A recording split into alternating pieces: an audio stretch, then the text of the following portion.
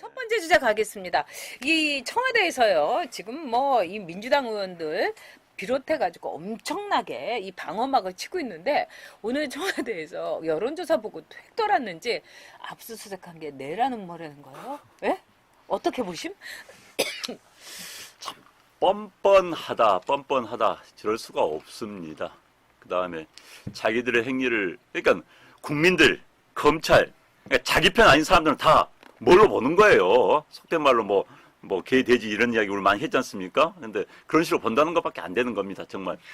아이, 우리 개들이 들으면 참 섭섭하겠습니다. 죄송합니다. 우리 개님들. 네. 네. 지금 현재요. 네. 그런데 저런 이야기 해서도 안 되는 거고요. 그렇죠. 아무리 흥분한다지만, 그 다음에 조국을 안고 가는 이유를 알 수가 없는데, 안고 같이 계속 나락으로 떨어지고 있는 거 보면, 참, 제3자적, 아주 객관적으로 보더라도 저건 정말 안타깝습니다. 정말, 예. 그렇습니다. 근데 이제 청와대 관계자가 이제 밝힌 말로는 이 압수수색을 한 건 이건 내란 음모다. 네. 그리고 윤석열이가 이건 제정신이 아니다. 이러는데 현재 이제 여러분들과 제가 웃기게 보는 리얼미터, 이 페이크 미터에서도 오늘 아침에 여론조사가 나왔는데 와, 이거 놀랍습니다. 페이크 미터인데도 불구하고 조국이 장관하면 안 된다. 법무부 장관하면 안 된다. 56%입니다. 그리고 여기에 대해서 해도 된다가 40%예요. 저것도 좀 믿을 수가 없는데요. 그렇죠. 네, 예. 이거는 제가 보기에는 한 80대 20 아니겠습니까? 그럼요. 지금 그렇게 봐야 되겠죠. 네. 찬성 40%도 제가 보기에는 현재 민주당 지지 한 30%는 있습니다. 전 거기까지는 인정합니다. 30%까지는. 그 이상은 저는 신뢰가 가지 않습니다. 솔직히. 네. 근데 청와대에서요, 자, 내란 음모라는 말은 사실 함부로 쓰기가 어려운 건데, 이게 청와대 이제 관계자라고 했는데, 아마도 이제 뭐 강기정과 그쪽 같습니다. 이제 정무팀에서 한 것 같은데, 그럼에도 불구하고요, 자, 내란 음모다. 검찰의 압수수색을 내란 음모다. 그 다음에 이낙연부터 시작해갖고, 이렇게 우리 총장이라고 했다가 물어뜯고 있는 걸 보면은, 청와대가 굉장히 초조하다. 이렇게 봐야 되겠죠? 그럼요. 네. 지금. 사실 이제 어떤 좀 초유의 사건이죠. 네. 그러니까 윤석열이라는 사람을 제대로 모르고 임명을 한 거지요. 저는 솔직히 임명할 때, 야, 저거 통제 안 될 텐데 그런 생각을 많이 했었습니다. 통제 안 되고 있습니다. 마음대로 안 되는 것이죠. 그러니까 이제 돌변에 돌변하는 겁니다. 지금. 아마도 지금 이런 말들이 검찰을 굉장히 자극할 겁니다. 검찰이라는 조직은요, 굉장히 조직 보호 생리가 강한 조직입니다. 그 다음에 검사 동일체 원칙에 따라서 검찰총장부터 맨 아래 말단 오늘 막 임명된 검사까지 한 몸으로 움직이도록 검찰 조직법에 그렇게 돼 있습니다. 그렇기 때문에 한 몸이나 마찬가지인 거예요. 그들을 건들면 그들이 반발하게 돼 있습니다. 게다가 대한민국은 수사권과 기소 독점권을 검찰이 가지고 있습니다. 건드렸다가는요. 제가 옛날에 그런 이야기 한 적 있습니다. 대한민국의 검찰총장 하나가 또라이가 나오면 대한민국 엎어진다. 대선 앞두고 왜 기소 독점권이기 때문에 기소를 해버리면요, 그냥 맛이 가는 거예요. 재판 어떻게 될 듯 하더라도. 그렇기 때문에 제가 윤석열의 그런 이야기는 아닙니다. 이번은 범죄 혐의가 있기 때문에 조사하는 거고요. 그런 사고 치기에서 하는 건 아니지만 어찌됐든 청와대가 지금 급하게 됐습니다. 지금. 네, 김지성님께서 오늘도 조사기단 문조다 통쾌하게 발가벗겨 주세요 이러시면서 수버챗으로 후원해 주셨습니다. 또 이제 이은주님께서 청문회에서는 경북 영주에서 영어 잘하는 애가 없어서 조민이 동양대학교에서 봉사를 했다는 말도 안 되는 소리 진짜 열받는데요. 아까 또 조국이 그랬어요. 그 조민이가 우간다를 갔냐? 그때는 우간다는 안 갔다. 그러면서 이 국내에서 우간다 작업을 했다는 거예요. 그러니까 듣는 저도 어떤 생각이 드냐면 어떻게 저런 말을 대학을 나와가지고 한글도 읽는 사람이 할 수 있을까?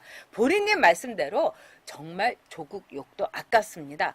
근데요, 지금 이제 오늘 이제 문재인이 들어오지 않습니까? 네. 근데 정말 라오스 가가지고 하는 걸 보면은 이 나라는 완전히 활활 불타고 있는데 거기 가가지고 한가롭게 낚시질하고 앉아있더라고요.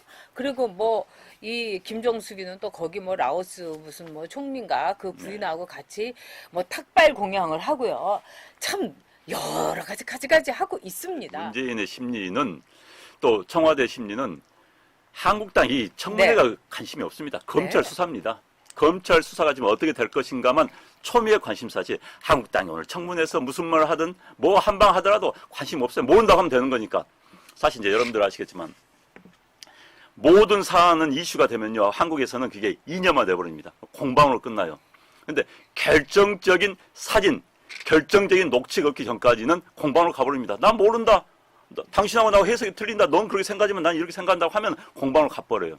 그런데 지금 이 사람들은 이제까지 모든 사안 자체를 지금 공방으로 끌어왔습니다.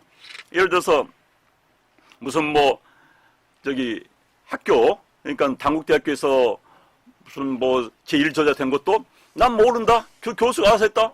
그 빠져버리는 거예요. 그런데 지금 동양대 총장 사인 같은 경우는 이제 명백한 사안, 이건 불법 그렇죠. 사안이 된 겁니다. 네. 앞에 사안들은 불법이라기보다는 굉장히 부도덕한 문제였지만 이건 불법 사안이 드러나 버린 거예요. 게다가 증거인멸, 회유까지 나왔기 때문에 이 사안이 굉장히 큰 겁니다. 그래서 아마도 과거 지난 20일 동안의 것은 별 의미, 현재 문재인 대통령의 판단에 별 의미가 없고 동양대 건부터 유의미한 사건들이 터지기 시작한 겁니다. 게다가 이제 검찰 수사입니다. 그런데 저는 오늘, 내일, 모레 사이에 검찰이 정경심 씨를 불러다가 조사를 하고 예를 들어서 긴급 체포라도 한다면 상황은 바뀔 수도 있다는 생각이 듭니다. 그 전까지는 어떻게 될지 모르겠고요. 그 전까지는. 그래서 지금 청와대도 지금 굉장히 고민을 하기 때문에 지금 저렇게 그냥 안전히 경기를 일으키고 있는 겁니다. 지금 전 경기예요, 지금.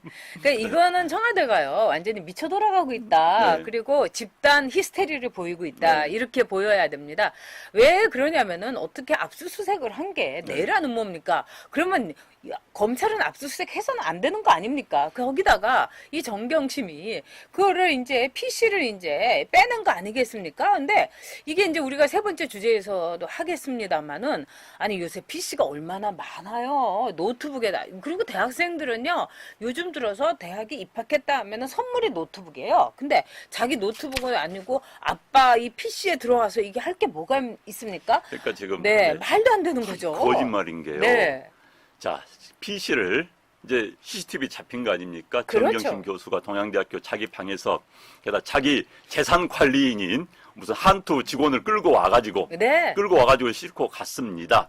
그 한투 직원과의 관계도 잘 어떻게 되는지 모르겠습니다만 그것도 한 파헤쳐 봐야 될 거예요. 아마 검찰은 파헤칠 겁니다. 왜? 증거인멸에 해당되기 때문에. 대학 교수가 자기 방에 있는 PC를 왜 들고 서울 가서 그걸 합니까? 이해가 되지 않잖아요. 그 딸이 네. 여러분 이제 영어를 잘해가지고 당국대학교에서 논문 영어 번역 작업을 했다. 네, 네. 이제 이렇게 한 거 아닙니까? 그런데 이제 그때 제출한 원고 초고가 조국 컴퓨터였던 거예요. 그러니까 네. 이제 조국 답변은 우리 방에 네. 내 서재 컴퓨터가 있는데 우리 딸도 사용한다고 하는데 고1짜리입니다. 고1짜리가 영어를 하면 얼마나 잘하겠습니까? 게다가 말은 잘할 수가 있어요. 그런데 문장을 옮기는 건 쉽지가 않습니다. 학위 논문을. 그래서 아마도 우리 상식에서 보면은 아버지가 도와줬을 거예요, 솔직히. 당연하죠.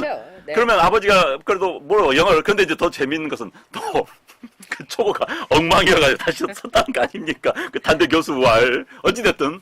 조국의 실력입니다. 그러면은 이렇게 이야기하면 돼요. 가져왔는데 내 컴퓨터에서 하고 내가 좀 도와줬다. 응? 그래서 도와줄 수 있는 그게 뭐 나쁜 일이십니까? 고1짜리 딸이 가졌기 때문에 내가 좀 도와줬다. 이러면 되는 거예요. 그런데 그것을 난 모르고 하니까 이제 엉키기 시작, 스텝이 엉킨다고 그러죠. 스텝이 엉킨 겁니다. 아니, 그가 쏟아놓은 말이 있잖아요. 뭐, 집안은 안이하게, 집안일에 안이하게 하고, 자식 일에 대해서는 신경도 못 썼다 하는데, 어떻게 또 이거 막 해줬다는 말을 하겠습니까? 자기도 이제 그 단기 기억은 좀 있는 것 같아요. 장기 기억은 없지만, 자, 밴쿠버님께서 좌파들은 어쩜 그리 거짓말을 잘하나요? 이건 거짓말 수준이 아니라 정신병이라고 봐야 하고, 맞습니다. 이들은 한 국가를 통치할 자격이 1%도 없습니다. 이제 좌파들은 끝났습니다, 여러분. 조국이 애국했습니다. 그 점에 있어서는.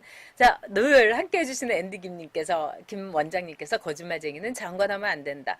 옳소. 자, 지금 막 그 한경원님께서 너무 구차하다. 그 다음에 노알라 후라크 바르님께서 뭐 푸피닝인지 프릴인지 어디 갔냐고 오늘 또 막 들어와가지고 쉴드를 치더라고요. 네, 자, 지금. 밴쿠버님 저 말씀하셨는데 네. 정신병, 거짓말 수준이 아니라 정신병으로 봐야 한다고 해주셨는데 네. 100% 공감합니다. 그렇습니다. 먼 훗날 한국의 정신분석학자들, 그 다음에 뭐 한국의 심리학자들이 조국 케이스가 굉장히 중요한 연구 케이스가 될 것 같습니다. 한 사람이 저렇게 어떻게 두 개 지킬까 하이드도 아니고요. 두 개 얼굴을 가질 수 있을 것인가. 그리고 어떻게 저렇게 거짓말 할 수 있을 것인가. 아마 먼 훗날 조국 씨는 정신분석학의 중요한 연구 대상, 실험 대상이 되지 않을까 싶습니다. 네. 근데 조국 머리를 들여다봤다가는 그 정신과 의사가 분열증을 일으킨다는 그런 이제 속보가 들어와 있습니다, 여러분. 속보입니다. 자, 지금요, 433분 함께하고 계십니다. 참, 오늘 같은 날은 구경거리가 많아서 좋죠? 네. 이 일단 국회에 불이 났고요. 그 다음에 이제 여기서는 또 이렇게 군불 떼고 있습니다, 저희가. 그러니까, 불 났는데도 구경하시고, 또 네. 군불도 떼주시고요. 아, 정말 이런 게 애국입니다.